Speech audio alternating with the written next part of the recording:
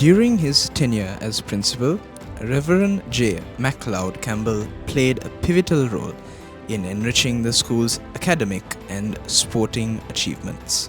Through his leadership, he cultivated a strong sense of community among students and faculty, nurturing a deep sense of affection and camaraderie within the school. John McLeod Campbell was born on the 6th of July 1884 to Rector Donald Campbell of Oakford, Devon, England. He earned his education at Marlborough College, Oxford from 1898 to 1903, and afterwards at Balliol College, Oxford from 1903 to 1906, where in his last year he took an honours degree in history. Before beginning his journey to Trinity, he served as a fellow and chaplain of Hertford College from 1909 to 1924. Reverend Fraser, when choosing his successor, came across Reverend Campbell and knew he was the one that would carry his legacy across time. Soon after, on the 5th of November 1924, Trinity had a festive and cheerful mood as her new principal, Reverend J. McLeod Campbell, entered in a carriage drawn by the College Cadet Corps under a graceful pandal at the gate. Afterwards, Reverend Campbell delivered an inspiring speech emphasizing the importance of this holistic education. The day marked a significant milestone in college history. He inculcated the idea Trinity as members of one family and wholeheartedly believed that students must have an education away from the books too. During his tenure, he had the honor of welcoming Mahatma Gandhi when he visited Trinity. Although it was unusual to see such a distinguished personality sitting cross-legged on the floor of the main hall stage, Reverend Campbell gave a wonderful and heartfelt welcome to Gandhi.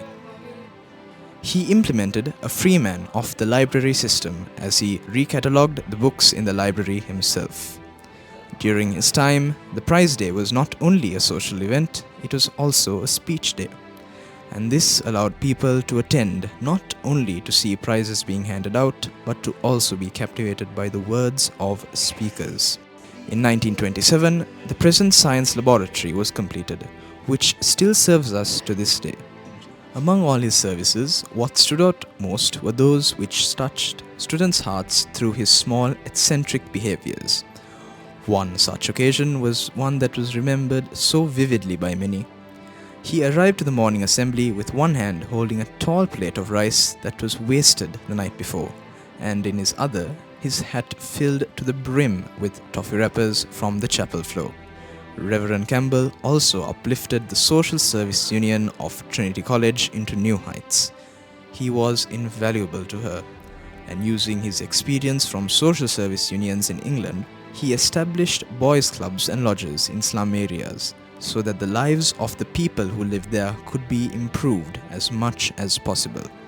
Reverend Campbell introduced woodwork and bookbinding to college and finally introduced the first printing machine of Trinity College in 1926. In 1925, he laid the roots for the Trinity College farm by taking possession of a 25-acre land at Bairavakanda to familiarize students with all aspects of agriculture. Reverend Campbell was also interested in our college chapel, and in 1927 he had a survey of the college chapel that was still being built, and he launched a stirring appeal for the completion of the chapel by 1932. And the side chapel in which I stand in, he named the Chapel of the Light of the World, as it was the first part of the chapel to be built and dedicated. In 1969, the bell tower of the chapel was completed in the name of Reverend Campbell. When he left in 1935, he undertook another campaign in England to collect donations for Trinity's then new chapel. Reverend Campbell possessed an exceptional gift for oration. His speeches and addresses were celebrated for their eloquence, intellectual depth, and emotional impact, captivating the audiences and leaving a lasting impression on all who heard him at that time. As a principal, he fostered a liberal and progressive atmosphere within the school.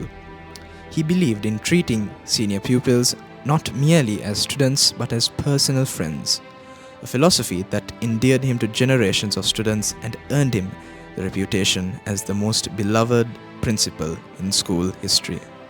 Finally, on the 26th of February 1961, Reverend John McLeod Campbell, who was the chaplain to the Queen and then the chaplain to the Speaker of England, peacefully passed away in a hospital in London.